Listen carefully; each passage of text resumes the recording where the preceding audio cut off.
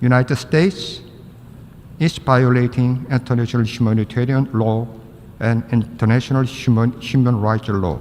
United States determined justice and injustice on the basis of the whether a performer of act is pro-US or anti-US.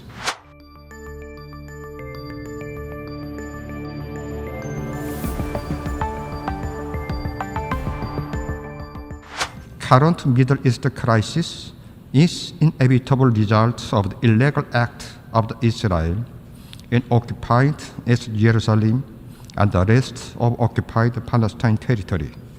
However, some countries are further aggravating the situation in the Gaza Strip by disguising Israel as the victim and justifying the ongoing military aggression of Israel as exercise of the right to self-defense.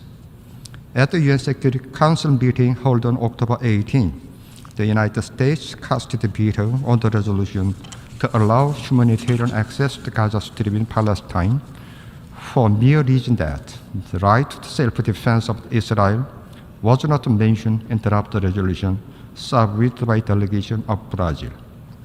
Due to the United States' one-sided support for Israel, the painstaking efforts of the international community to put an end to armed conflict, save the lives of the greater number of innocent people, and defuse military tense situation in Middle East has failed. This clearly shows that United States is violating international humanitarian law and international human rights law, and approving and encouraging crime against humanity for only mere reason that Israel is its ally.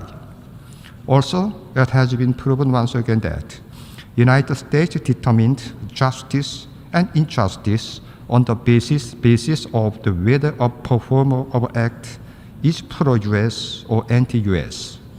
It is a typical manifestation of the shameless double standard of the United States toward right to self-defense.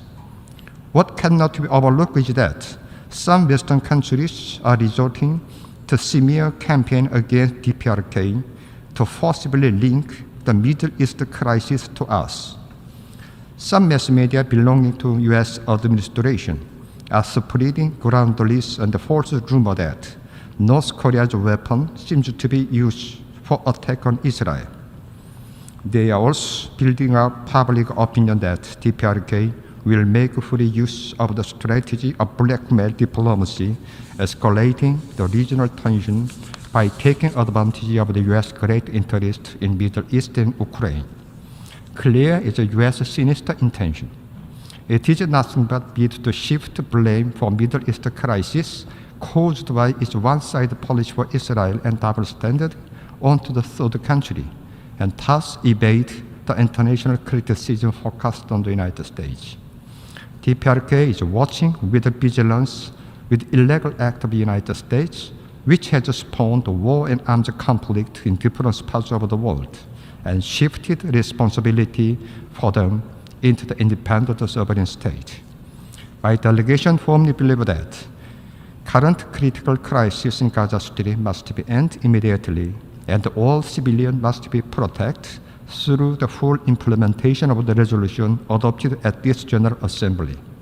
In conclusion, my delegation once again expresses our unwavering support for and solidarity with the Palestinian people in their just struggle to regain their legitimate national rights, including establishment of the independent state with East Jerusalem as its capital.